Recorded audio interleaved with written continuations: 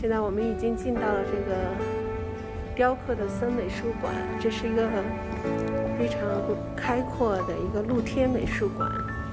那它主要都是雕塑作品。那这里面呢有2个比较主要的景点。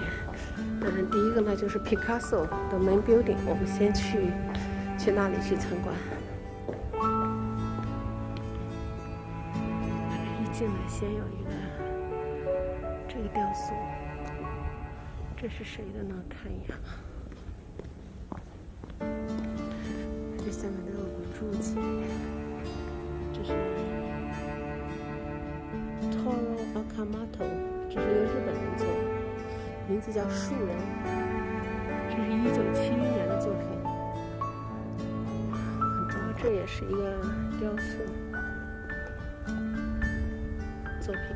我们呢没有时间细看，因为我们的时间比较紧，待会儿还要去赶下一个景点，所以我们就走马观花的看一遍吧。这个呢，这个作品，是一个意大利的一个雕塑家的作品，1967年。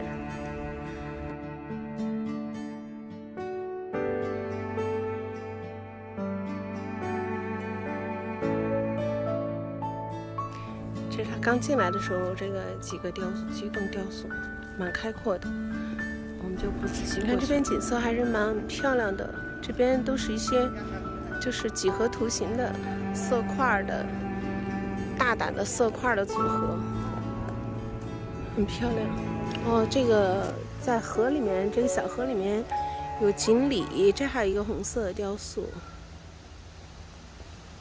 看那些锦鲤在游来游去，然后中间的这个 island 上面有2个红色的，哇，非常漂亮。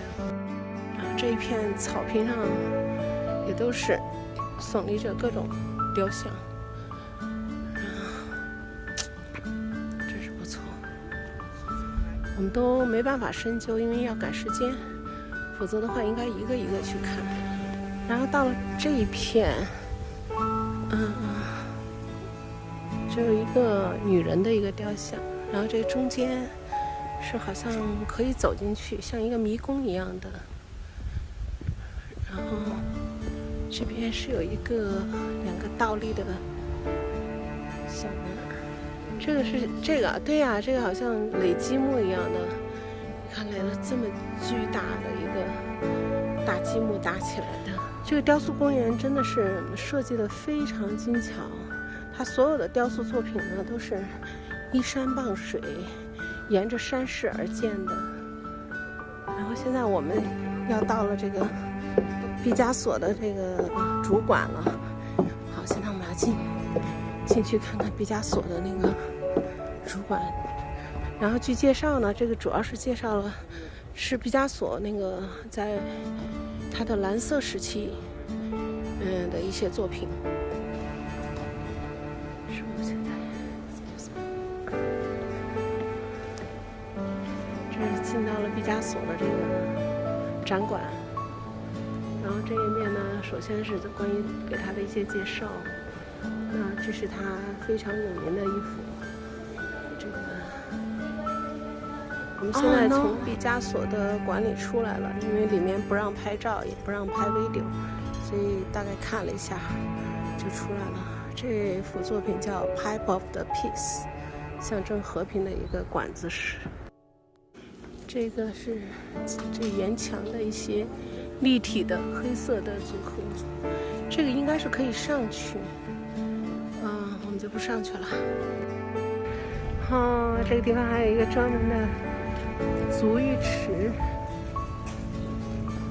这里面是流动的水，可以坐在那儿，对，可以坐在那儿把脚放进去，做足浴。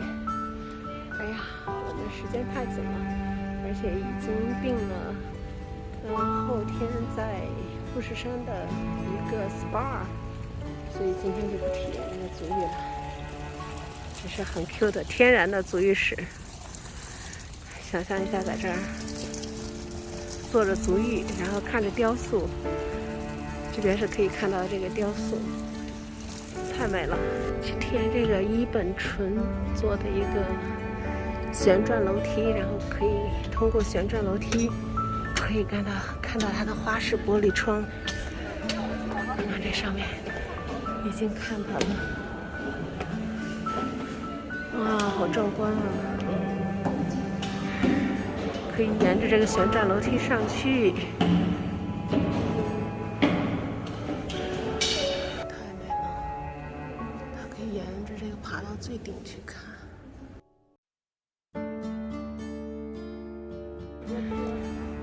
这个 section 这有一个大的加菲猫，我觉得这加菲猫可能就这个位置拍最好。不到那边，你可以到那边去。